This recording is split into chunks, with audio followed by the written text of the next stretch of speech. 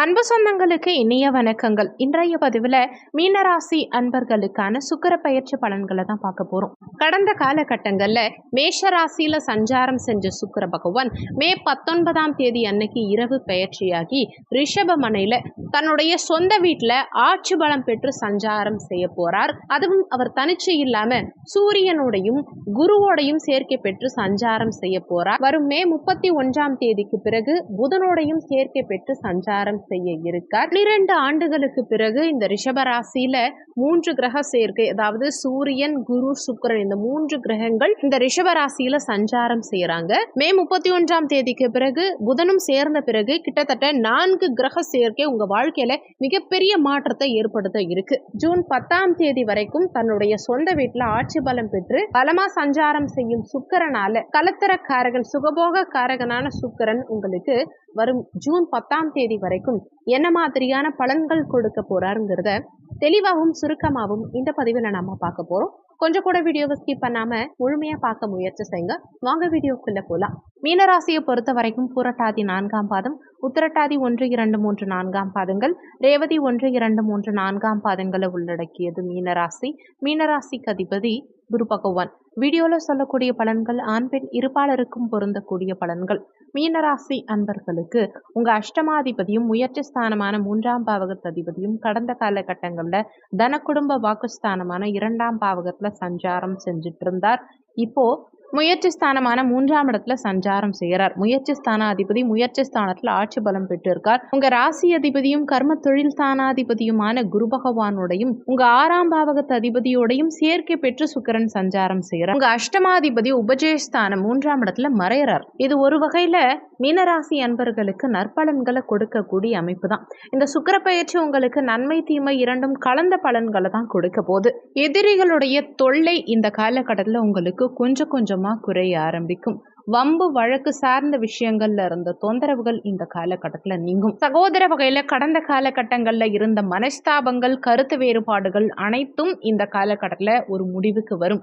ஒரு சிலருக்கு இந்த காலகட்டத்துல இஎன்டி ப்ராப்ளம் கொடுக்கலாம். அதே மாதிரி முத்திரை, கையெழுத்து, கைரேகை இது மாதிரி விஷயங்கள்ல ரொம்ப கவனமா இருந்துக்க பாருங்க. யாருக்கும் சாட்சி கையெழுத்து போடுறது, ஜாமீன் கையெழுத்து போடுறது, இந்த மாதிரியான விஷயங்கள்ல ஈடுபடாம இருக்கிறது உங்களுக்கு நல்லது. ஏன்னா அஷ்டமாதிபதி 3ஆம் இடத்துல இருக்கார். கையெழுத்து சார்ந்த பாவகமும் இதேதான். இடம் வாங்குறது, வண்டி வாகனங்கள் வாங்குறது, வீடு வாங்குறது, இந்த மாதிரியான அமைப்புகளை ஒரு சில மீனராசி அன்பர்களுக்கு இந்த காலகட்டம் ஏற்படுத்தி கொடுக்கும். ஆனாலுமே அதுல ஏதாவது ஒரு வில்லங்கம், தொந்தரவுகள் உண்டாகிறதுக்கு வாய்ப்புகள் இருக்கிறதுனால முடிஞ்ச வரைக்கும் நீங்க வாங்கும் இடத்துலயோ வீட்டுலயோ ஏதாவது பிரச்சனை இருக்கா, வில்லங்கம் இருக்கா அப்படிங்கிறத ஒரு முறைக்கு இருமுறை நல்லா செக் பண்ணிக்கோங்க. பத்திரப்பதிவு பண்ணும்போதும் ஏதாவது மிஸ்டேக்ஸ் இருக்காங்கிறத ஒரு முறைக்கு இருமுறை நல்லா செக் பண்ணிக்கிறது இந்த காலகட்டத்தில் உங்களுக்கு நல்லது.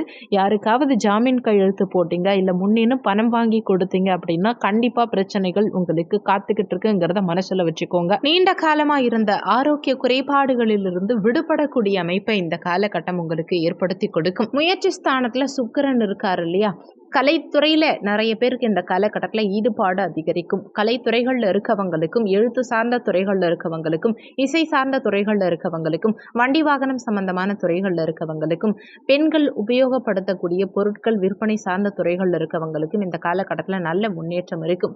எழுத்து நல்லா இருக்கும். குழந்தைகளுக்கு படிப்புல ஆர்வம் பிறக்கும். அழகான குரல் வளம் இருக்கும். கம்ப்யூட்டர், வண்டி வாகனம் சம்பந்தமான தொழில்கள் எல்லாம் நல்ல முன்னேற்றம் இருக்கும். ஒரு சிலருக்கு புதிய வாகனங்கள் வாங்கக்கூடிய யோகத்தை இந்த காலகட்டம் ஏற்படுத்தி கொடுக்கும்.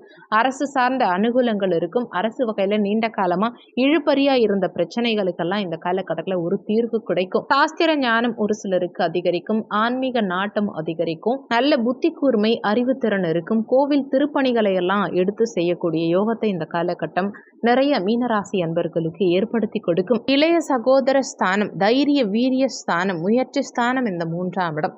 தைரிய வீரிய ஸ்தானாதிபதி ஆட்சி பலம் பெற்றிருக்கும் காரணத்தினால தைரிய வீரியம் உங்களுக்கு அதிகரிக்கும். எதுவா இருந்தாலும் சரி, என்னால முடியும், நான் பார்த்துப்பேங்கிற ஒரு மன தைரியம் இந்த காலகட்டத்தில் உங்களுக்கு அதிகரிக்கும். எடுக்கும் முயற்சிகளில் நிச்சயம் வெற்றி கிடைக்கும். சகோதர வகையில அனுகூலங்கள் இருக்கும்.